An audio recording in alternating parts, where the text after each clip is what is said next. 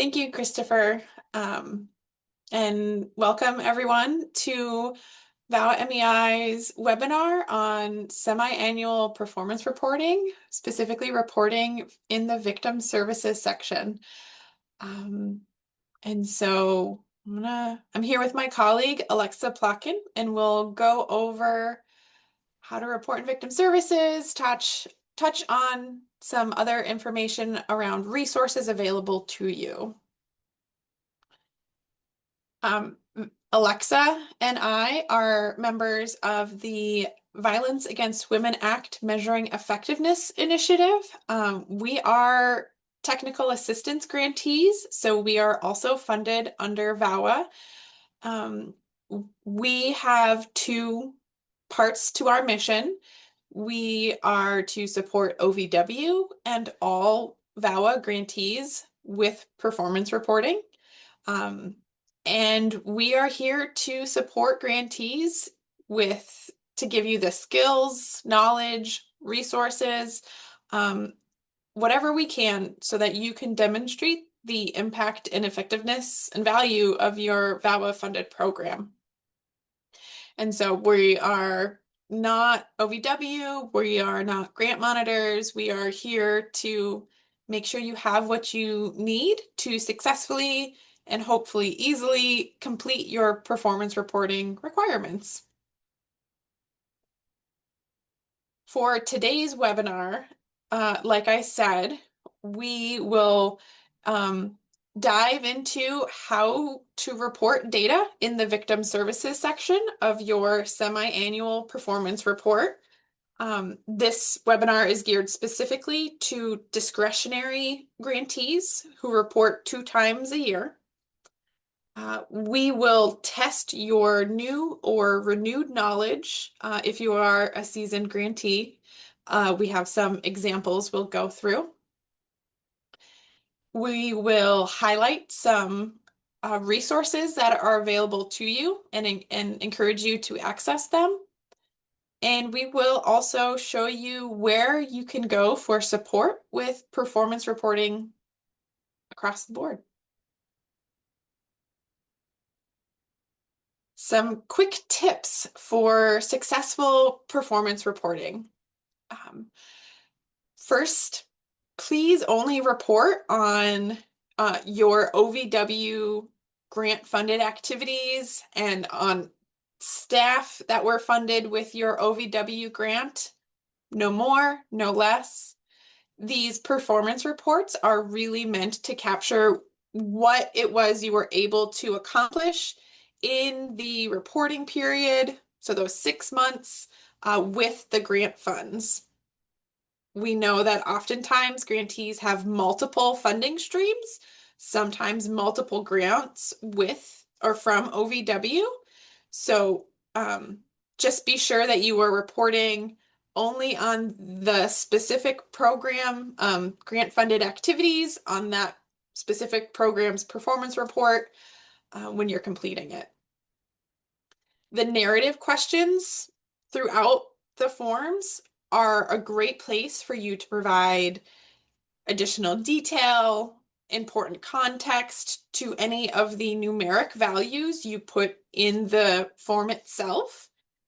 Also a great spot to discuss successes and challenges that you experience with providing grant-funded services or using your grant funds.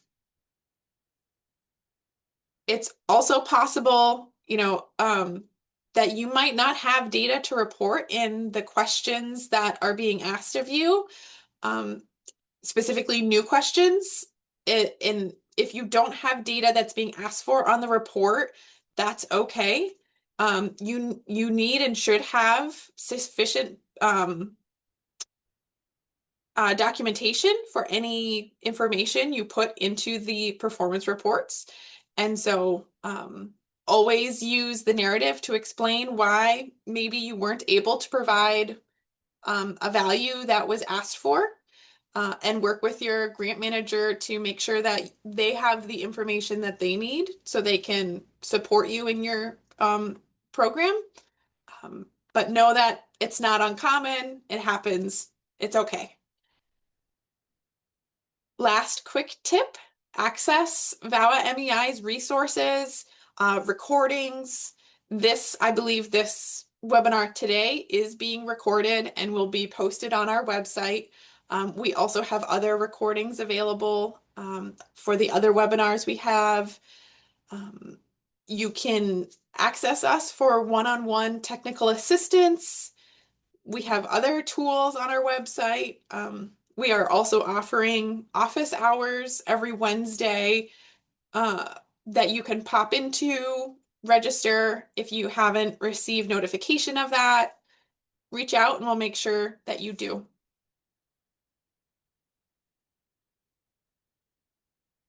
Okay, I'm going to dive right in to the victim services section. Like Christopher said, please use the Q&A pod for any questions that you have for reporting content. We'll do our best to answer those, and if anything's important that we say out loud to make sure everyone hears, we will do our best to do that. The victim services section is a really important one on the performance reports. Most of the data requested in this section is congressionally mandated. So Congress specifically wants to know how many of the victim survivors that are seeking grant-funded services, how many could be fully served, how many couldn't be served at all. So it's important that the information you provide in this section, and really the entire form, only represents those activities or victim survivors and services that you supported and provided with your OVW program funding. Alexa and I will probably sound like broken records. I've already said that twice, but really it's important that you only report on what your grant funds supported during the reporting period. Quick note on confidentiality. It's key. It's very important, as you all know. It's critical that confidentiality is preserved for the victims that you serve. And so never include personally identifiable information in the performance reports.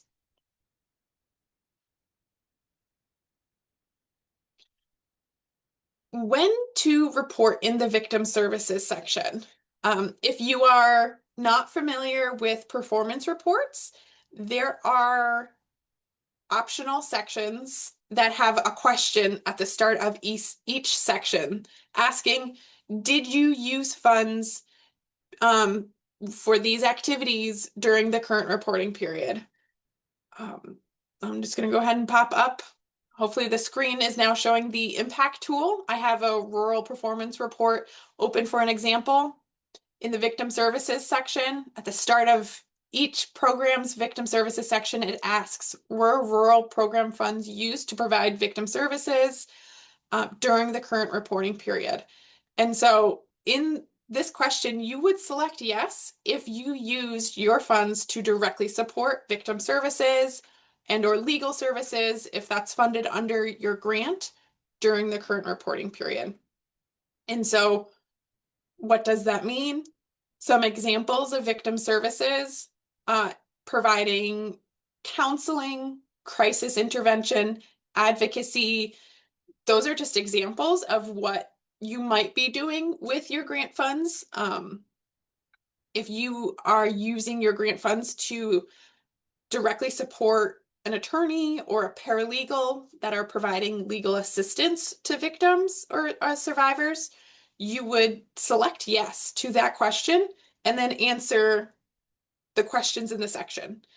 If you are a new grantee and you haven't begun drawing down funds yet, say in your goals you intend to provide direct services, but you haven't started, you would select no, since you didn't provide direct services with your grant during the reporting period. And then just know that once you do begin drawing down funds, you'll select yes and then provide that information.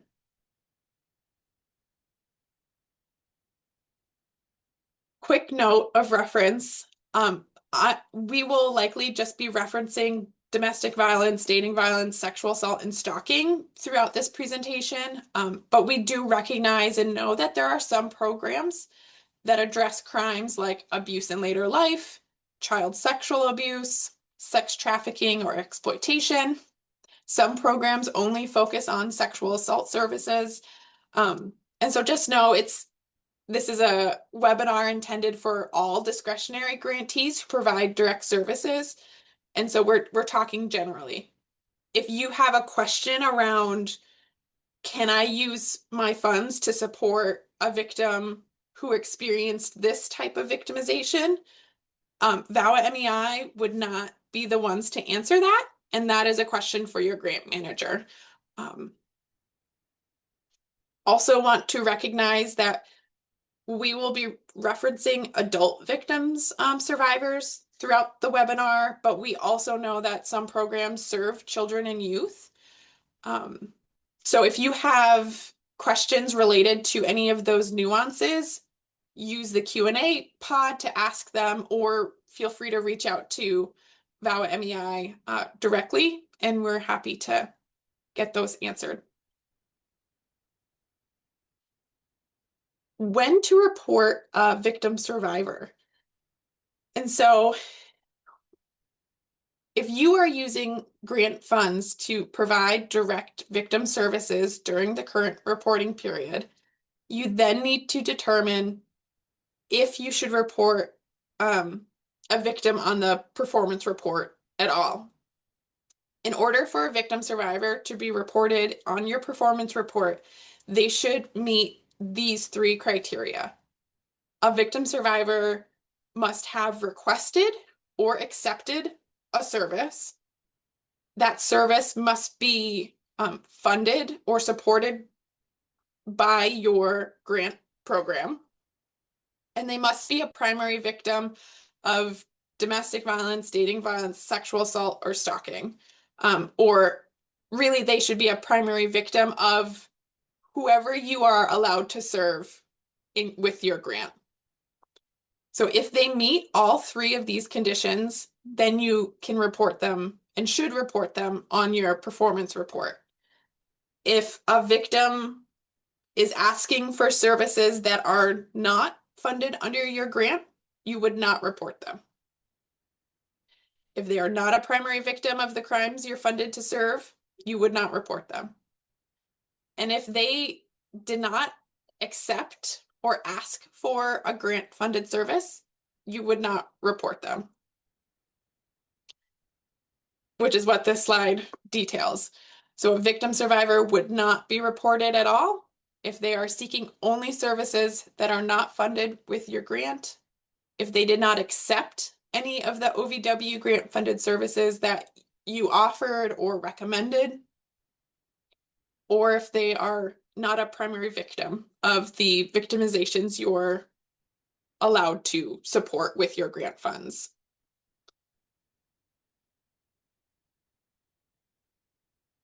Once you determine that a victim should be reported on your performance report, you will need to determine their service status. So by that, I mean, you will need to report if they were fully served, partially served, or not served, based on how we detail it on the slides here. So a victim would be reported as fully served if they received all of the OVW grant funded services that they requested during that reporting period. They would be reported as partially served if they received some, but not all of the grant funded services they requested.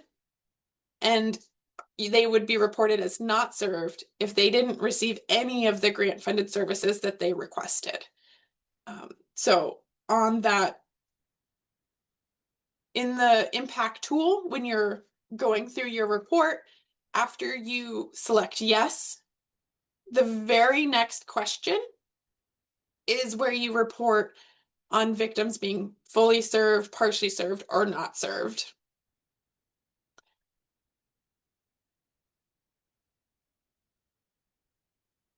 And so this question is looking for an unduplicated count. they would be only reported once in that question. And you can report them in every reporting period that they receive grant-funded services for. And so in the July to December 2025 reporting period, you might report somebody as not served because they didn't receive any of the grant-funded services they requested. And then in the January to June 2026 reporting period, it's possible you were able to then get them off the wait list, provide them with that grant-funded service, and they are then fully served. So then in that next report, you can report them as fully served. You also need to report them under their primary or presenting victimization.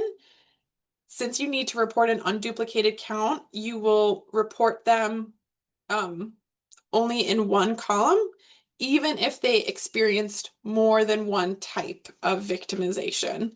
And so if you, for example, had a domestic violence victim who also was served for experiencing sexual assault, you might report them in domestic violence in question number 2. And then there's a following question where you get to capture the additional victimizations that those victims were served for. But in that that question number 2, it's an unduplicated count. And so you can only capture them once. I also want to note before I move forward that some grantees get nervous about reporting in the partially served and not served categories. And please know that OVW knows that these grant funds cannot meet the need that is out there, and that actually by reporting in partially served and not served, that allows OVW to understand and then demonstrate to decision policymakers the need that is out there. And so it does not, look negative or, poorly on your project, and that it is helpful, in fact. So please don't shy away from that.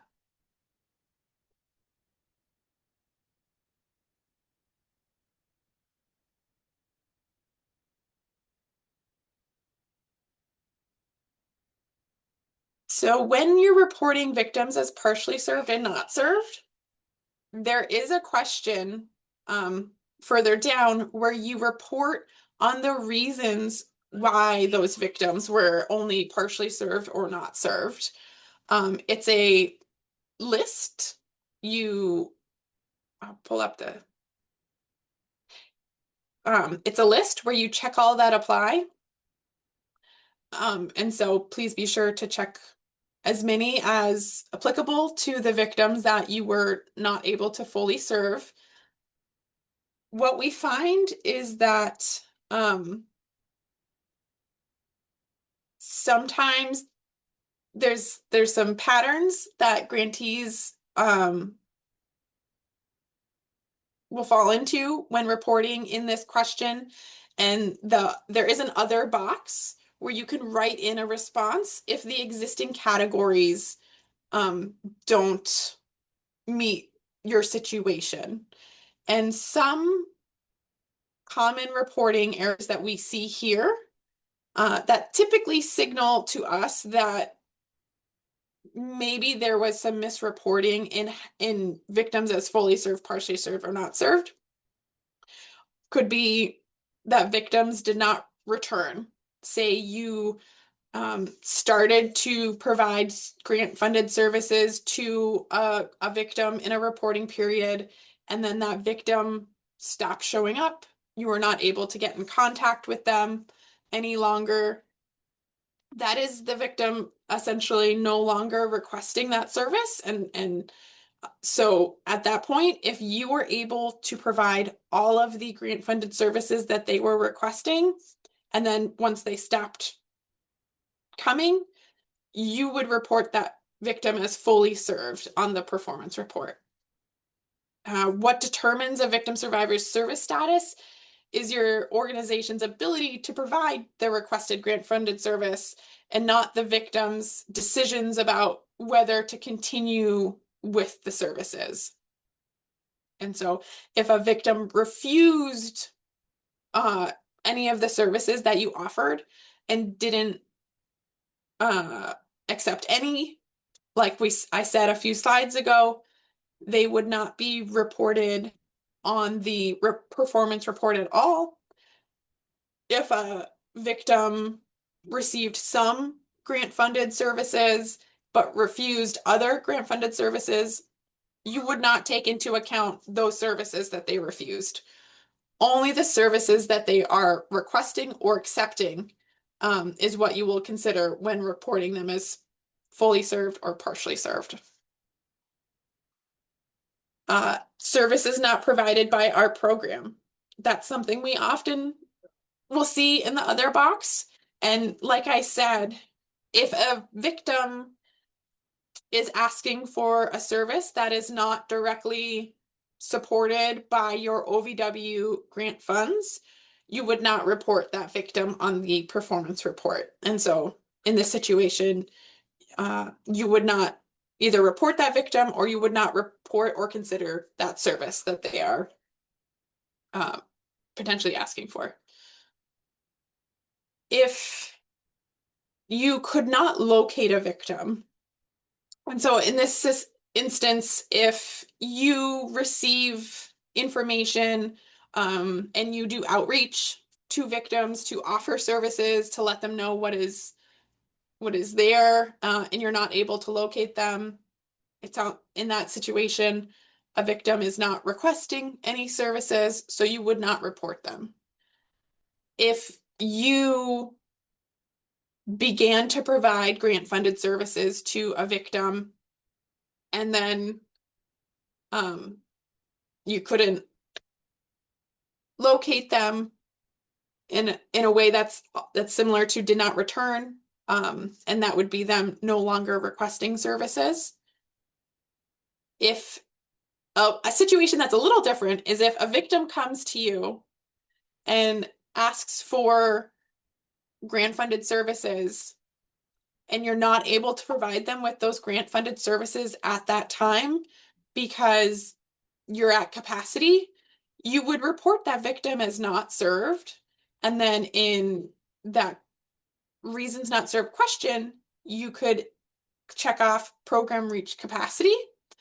However, let's say once you do have capacity, they were on a wait list and then you still weren't able to locate them, you could report them as not served still because it was a programmatic reason why you were not able to provide that support. Your program was full, you didn't have the resources that you needed at that time. So again, reporting a victim as partially served or not served is really about what your organization was able to provide, and not so much the victim's decision about continuing services or not. It's a lot to take in. I had a lot of information to convey, and so we have some examples to go through. I saw some questions coming in as well, and so I'm going to hand it over to Alexa to go through some examples, and please share and answer any questions out loud if there's something that would be helpful to share. Thanks, Hannah. And I just want to circle back to, I see something in the chat from Jane, and she had some questions about partial service or fully served. And I was responding to some questions that came into the Q&A pod. So I just wanted to know if you did address her question or not, and was thinking that it would be great if you hadn't, we could probably just verbally address her question before moving on to the examples. So I didn't know if you saw that. I did not see that, but I see the question. A great question that we could answer out loud. Yeah. Yeah. If we accept a client, get some of the work done in the reporting period, but have more work to do, is this considered partially served? No, you can consider that as fully served because you are actively providing the support. They continue to write, so as I understand it, if we did the work that we could during the reporting period, it's fully served, even if more services are needed going forward. Exactly. When you think about perhaps like legal services as well, you know, legal matters often take a while, right? Not necessarily in 6 months to resolve. And that's if you have the full 6 months. And so, as long as you are actively able to and are providing support with those matters or whatever the services are in the reporting period, you can count them as fully served in every reporting period that happens. Great, thank you. Thank you, thank you. Okay. So we're going to read through some examples here, and if folks want to, you can put your answers in the chat, and then the next slide will reveal the answer. So we'll go with Victim Services example number 1. Your OVW program grant funds the services crisis intervention, counseling, and civil legal advocacy. And a victim survivor of domestic violence requests crisis intervention and transportation. So you provide the crisis intervention, but do not provide the transportation. How would you report them? And so we see the 3 options here that are on the form: served, partially served, and not served. And then we also see the 4th option here, which is for not reported. So they're not going to go anywhere on the form. And so considering they asked for one service that the grant does provide and one service that the grant does not provide, and you were able to provide the service that the grant does fund, how would they be reported? And we're seeing A's and B's, mostly A's coming in here. A's, A's, A's. And that probably makes Hannah pretty happy because it maybe means she did a pretty good job of explaining. Ooh, I maybe went too far with my clicking. Yep, go back, go back. Okay, it would be A, served. So in this case, you do report the victim survivor as fully served because you were able to provide the grant-funded service that they requested, and you don't consider them partially served because you want to only report on your ability to provide the services that you're grant-funded to provide. So they could ask you for 10 other things that you don't even provide. You know, they could say, I'd like a haircut and I need, you know, I need a Band-Aid and all these other things. But if you don't have if you're not grant funded to do that, you're never going to be able to provide that service. So we don't want to connect things that you can never give to a victim to how you're going to report them on the form. So you really only want to connect how you're reporting victims as served, partially served, and not served to what you're actually grant funded to do. So it's a really helpful way to think about it. So you want to always be thinking, okay, is the service they're requesting grant funded, and are we grant funded to provide it? And so you want to be careful, and we'll get into an example about this, that agencies often have multiple funding streams, as Hannah mentioned in the beginning. And so your agency may provide a service, but you want to be thinking in terms of, does this specific grant provide that service? Because you are going to be filling out a performance report for the specific grant. So we want to be thinking in these kinds of terms. Okay, so example number 2. A victim survivor of sexual assault requested counseling at the beginning of the reporting period. And at the end of the reporting period, they returned and then requested legal advocacy. You provide these OVW grant funded services at the time of request. How would you report them? How would you report this victim on the form? And again, we see our 4 options of served, partially served, not served, or not reported. And so if folks feel like they want to throw some answers into the chat, go ahead. And so this is somebody who's requesting 2 different grant funded services at 2 different times in a reporting period.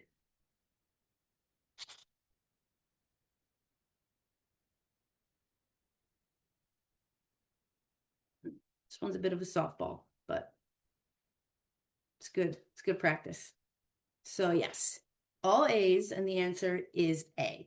And we like to put this example in because not only does it just emphasize that, you know, if victim survivors are requesting grant funded services and you're able to provide all of them, that's fully served. It's also showing you that somebody who requests services and accepts them multiple times throughout a reporting period would still only be reported on the form one time. And so Hannah was mentioning that word that the form asks for an unduplicated count, and it means that don't duplicate this victim by reporting them twice. Even like if they requested a service in September and then again in December, we still only want to count them one time.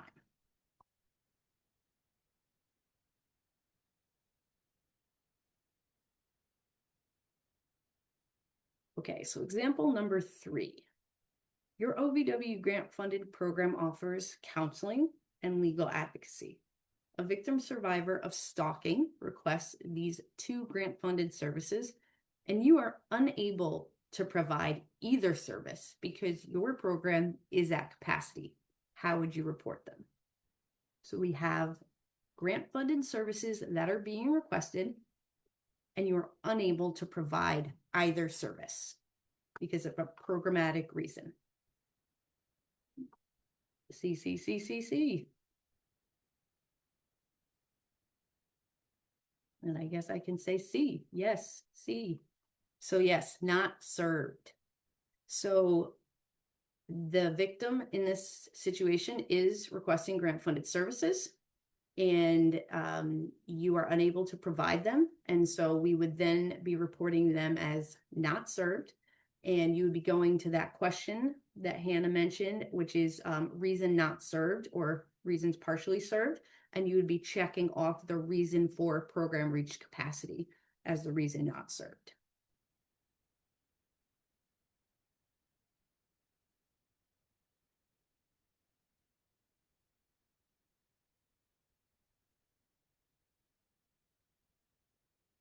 And I just paused for a moment because I saw the question on duplication and about legal issues.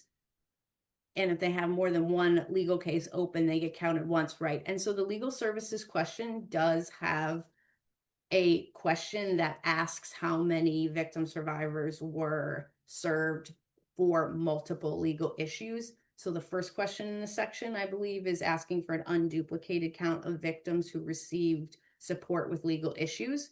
And that's where you're going to provide that unduplicated count of victims who received services and support with legal issues. And then right underneath that is the question for, of those reported that received the legal support, how many were served for multiple legal issues? And I guess we can screen share to that, which is great, Hannah. So we have number of victim survivors who received assistance with legal issues. And then right underneath, number of victims who received assistance with multiple legal issues. So of the victims who received assistance in question 19, how many of those received assistance with multiple legal issues? So that's where you'll be able to kind of highlight that. Yeah, and so just to be super clear, in question number 2, yes, you report them only once. And then in the legal services dedicated questions, you could indicate that they receive support with multiple issues. Yep. And so definitely in the victim services section, with how many victims you're reporting, that question number 2, really kind of sets the tone for the numbers and like sort of the thread you're going to follow throughout the section. So based on what you report in question 2 for how many victims were served, partially served, or not served, that's going to be like your main unduplicated count of victims who received services throughout the reporting period. And so that is the number 1 place that you're going to base like all of the rest of the section off of. And we'll get to that in terms of demographics and services. But I just wanted to mention that, like, when we're saying report an unduplicated count of victims, it's that number of victims in question 2 of the victim services section, which is the question immediately after, did you use funds to support victim services during the reporting period? If you said yes, then you're immediately going to report how many victims you served, partially served, or not served. Okay. And so this is our last example, and it reads, your OVW program grant funds, I think it's supposed to say group therapy and counseling services. A victim survivor of sexual assault comes to your office and requests transportation and legal accompaniment, which you can provide through other funding. How would you report this person? So we have those 4 options again. Okay. I do like what I'm seeing because I feel like it means that we're explaining things really well, which I appreciate. Yes. So that's secret option D, which is not reported. So there are situations in which, people will come to you and you're going to be referring them out. And so it would be like they were never there. So like in the eyes of the form, they never make it on because they were not asking for anything that you were ever going to be providing to them, even though like the question is saying it's at your agency, but it's not funded. It's not the funding stream that the form is looking for you to report. So they would actually just not be reported on the form. Alexa, before you jump into secondary victims, there was a request for more examples of partially served. And so I was wondering if maybe you could give one more before we move on. Oh, sure. So, and what I will say about served, partially served, and not served, there are so many ways this can happen. And so if you are sitting and you're filling out your form and you're like, geez, I really have no idea how I should do this, you should definitely reach out to us because this is one of the ways we provide technical assistance to grantees the most is how do I count victims on the form? So it is not, these examples are super straightforward and the way it happens in real life is obviously not super straightforward. So if you're at all wondering like, how do I do this? I would say that's a really great reason to send us an email or give us a call because we're happy to kind of like talk through that with grantees and work with you to figure out how you should best report in the situation that you have. And so partial service can happen in many ways. And I'll give one specific example where someone can come to your agency and they request a grant funded service. So say it's counseling service and they come and you're able to provide the counseling services and that's a full service. But say they come back a little bit later in the reporting period and they ask for transportation services, and transportation services are funded by your grant, but you do not have the ability to serve them at that time for whatever reason. It's program reach capacity, or I don't even know what the other options are off the top of my head would be for like not being able to give someone transportation. Mostly it's probably program reach capacity, but for whatever reason you cannot serve them. That one person who would be reported on the form maybe in September as fully served, maybe in December by the end of the reporting period now has an instance where they were fully served, but then they were not served. And so that together becomes someone who gets reported on the form as partially served. So you have that situation where you could have a situation where someone's receiving 2 different services and they get one but not the other at 2 different times, and their status can change. And then a partial service could happen where they ask for 2 services at the same time and you're able to give the service one of them and then not the other for whatever reason. And so it's one person asking for services like at a discrete moment in time, and for whatever reason you can do one and not the other.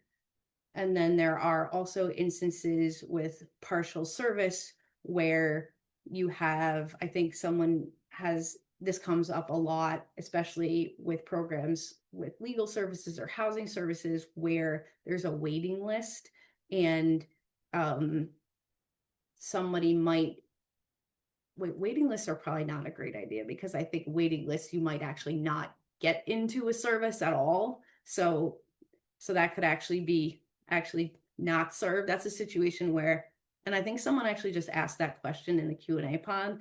They were saying like, okay, if we do an intake with a grantee, not grantee, with a victim, and then we're waiting to give the service, like, do they count as partially served because we did like an intake with them? And I think we would categorize that situation as not served because intakes are not necessarily and not really considered like part of the direct service. Like that's just sort of like the administrative work that you do to get someone like ready for a service. So I think that's a good example where somebody might count like a waiting list as a partial service because like we've taken someone's information and we've kind of processed them, but we have yet to start the service, and so we'll report them as partially served. And like maybe you have a waiting list of 100 people for something and then you report 100 people as partially served. And that actually is a situation in which when we review forms and look at data, we might flag that and say, that's interesting that there's 100 people reported as partially served because program reached capacity. And we might actually call you or email you and say, why did you do that? And we kind of maybe get to the bottom of that situation and come to the conclusion that perhaps those people should not have been reported as partially served because the service actually was never started. And so they would actually be reported on the form as not served. So there is kind of a tricky line between when a victim is partially served, not served, and it's not always easy to determine. And Hannah, I would bring it to you if you had any other kind of examples if you wanted to throw in for partial service, if you could think of anything that might be a little bit trickier or Well, I see there's a question take in that the question. Yeah. chat, Yeah. if we do safety planning during intake, is that considered partial service? And so safety planning is one of those things that Mhm. it'll depend on your grant. Um, in the majority of grant programs, safety planning is not typically considered a service in the eyes of the report, as OVW is expecting that you're doing that. You're also with like giving information out about things. But on the flip side, some grant programs do consider safety planning, like say the Legal Assistance for Victims, LAV grant program, might specifically consider that a service. And at one point, I know that LAV was asking specifically about, attorneys or paralegals providing safety planning. So um, it depends a little bit on what you're grant funded to do and what's allowable under your grant. And so if you're not sure about what's allowable under your grant, definitely reach out to OVW. Um, Also, let us know if you have now more questions about partial service, because I think it might be good, Alexa, if we keep going through the next Totally. section for the sake of time, but reach out, Q&A chat, pod, etc. Yeah. And so secondary victims are something that pop up on some forms and not all forms. So if you don't see it on your form, you're not missing anything. Um, Secondary victims are those who are indirectly affected by the crimes, and they can be children, siblings, spouses, intimate partners, parents, grandparents, or other effective relatives. And secondary victims, they must receive grant-funded services to be reported. But they don't get reported in the demographics. There's just usually one question on the form. I think aside from the not technical, from the T housing form, there's maybe just only one question on a form that references secondary victims mostly. And they have to have received a grant funded service to be reported. So you just want to be mindful of the fact that, like, if children are present, like while a parent maybe is getting a restraining order, they're not receiving that service. So like they wouldn't necessarily wouldn't be counted as secondary victims because the secondary victims on the form are intending to capture folks that are actually receiving grant funded services. So that could be, for example, like a parent who is going into shelter with children. The children are receiving the services and can be reported as secondary victims.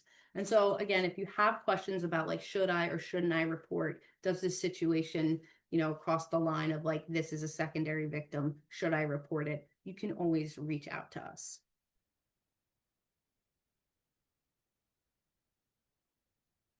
The demographic data on the form, we have a few categories that you are required to fill out if you're filling out the victim services section. And we have race, ethnicity, we have age, we have sex, and the categories don't always equal like a one-to-one situation. So for example, in race, ethnicity, if you had reported 10 victims as served and partially served in question 2 of the victim services section, the total for the demographic section just has to be equal to or greater than that number. So if you reported 10 victims, we would expect to see at least 10 victims in the race ethnicity categories, and you can have more, but you can't have less.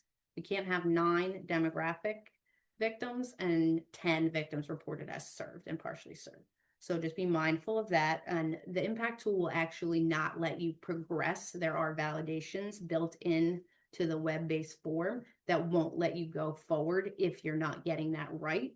So if you do see those validation issues, it will usually be letting you know kind of what you have to fix in order to move forward. The age is going to be a one-to-one. So again, if there are 10 victims reported as served and partially served within those age demographic boxes, you're going to want to get to a total of 10. And the sex categories, you're going to want to report what you know. And if you don't know that information, you just don't report it. So that doesn't have to be an equivalent like 10 victims and a total of 10 for sex. And then we have a note here on the bottom that victims should never be required to share demographic information as a condition of service. So collecting victims' demographic information should never be a barrier to service. So if you don't have it, you don't have it. You can use boxes on the form for unknown where applicable. And so don't, just be mindful of that, and you don't have to fret about collecting that sort of information for this reporting form if it's a barrier to service.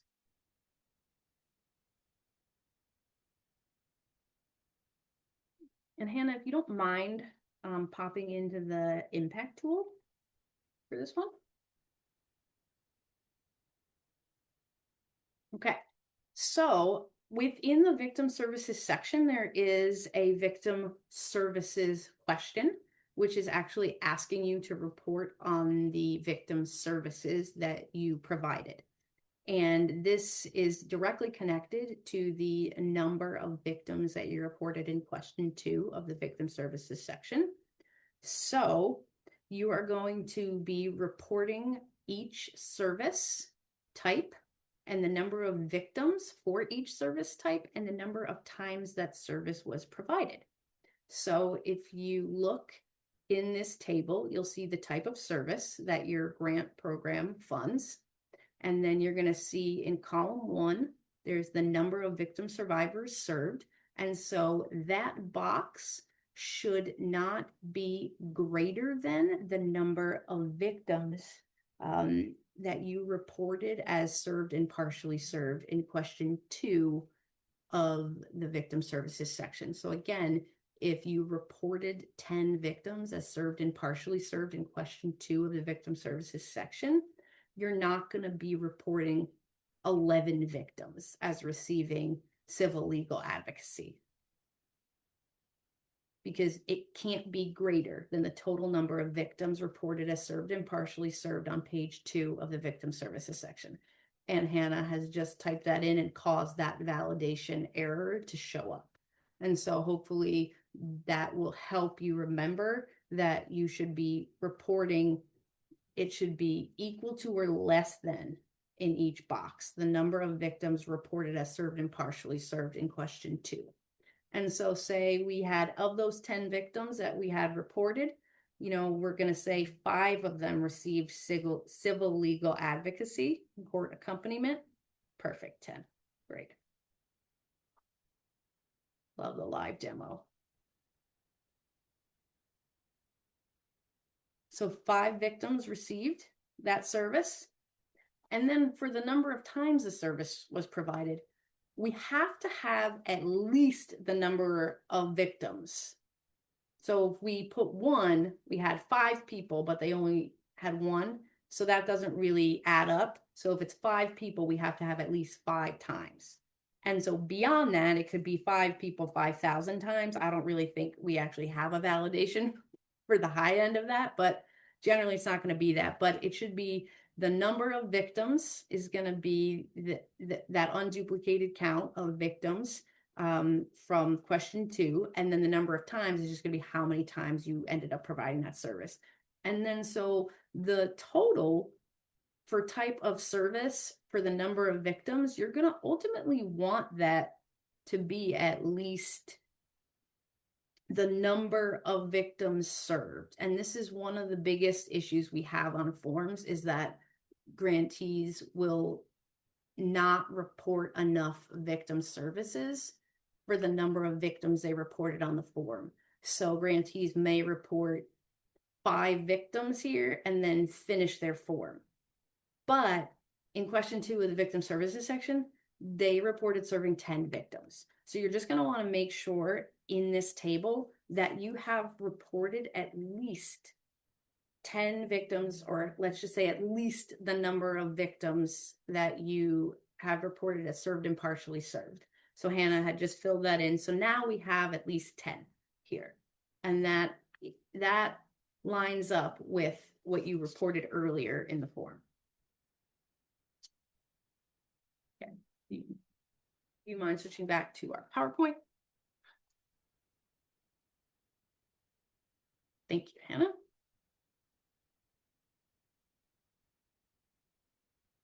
Okay. One resource we'd like to point out for you all is the VAWA MEI website, and that's at vawamei.org. And this is our website, and it is a great resource for performance reporting. And on this site, you can find a program page for your grant program. You'll find sample reporting forms. You'll find directions to your reporting form. So each form has a companion PDF file that is a pretty detailed direction form for your form. So that's helpful if you've never looked at that. The impact tool itself does actually not have a lot of information online. So if you're looking for more explanation of what a question is asking for, you're probably going to want to check that document out, especially if you're new. And there's just also a bunch of other resources on our website. There's how-to guides, there's FAQs. So if you've never taken a look, we highly and strongly suggest that you take a look at the website.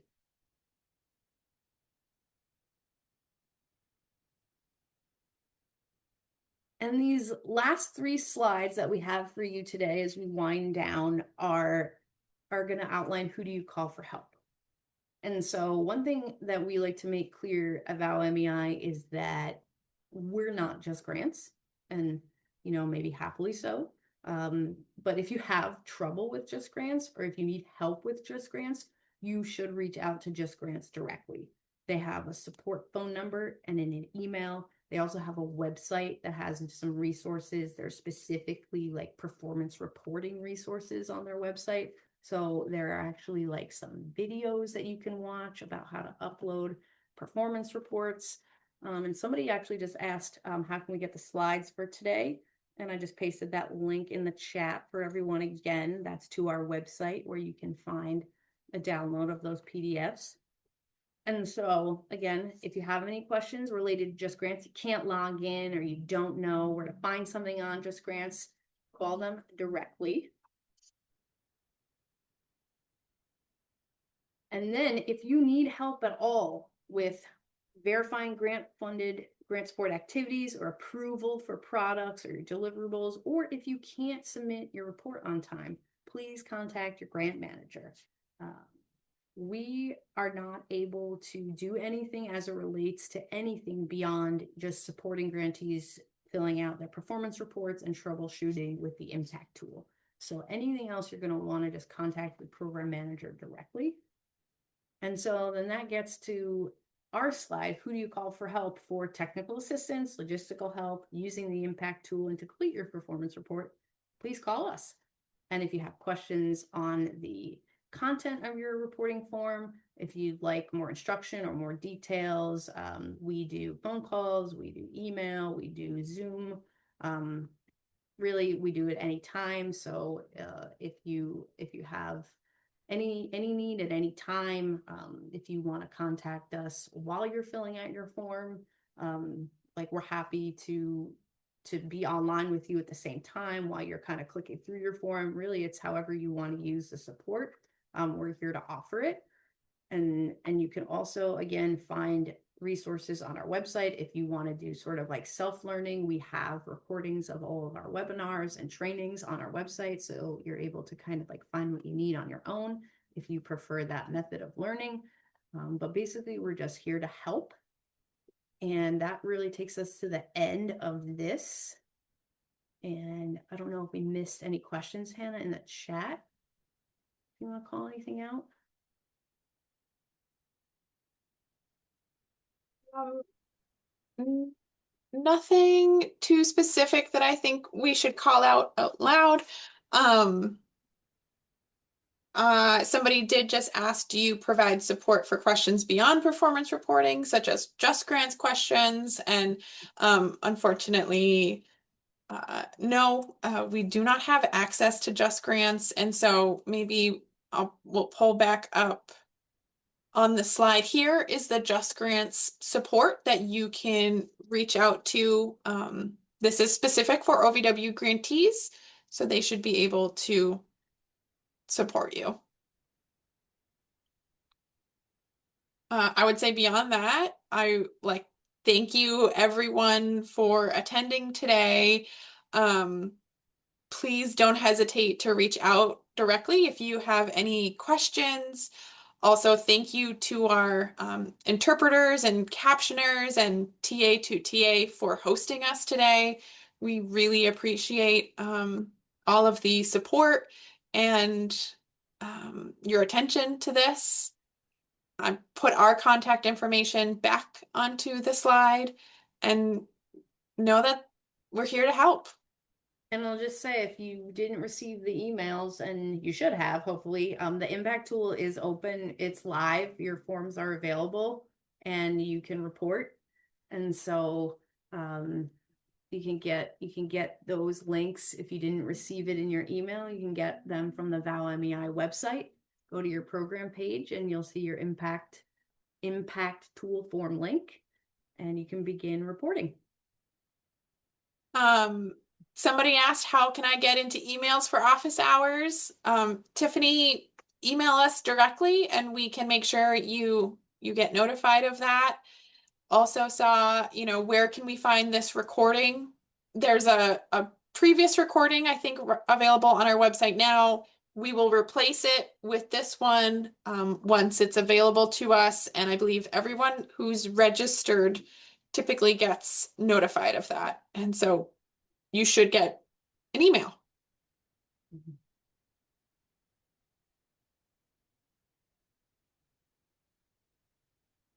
All right.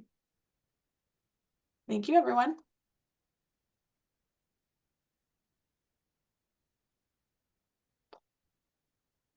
I see that on some Outlook email accounts, the emails were going into our promotional inbox, which makes sense.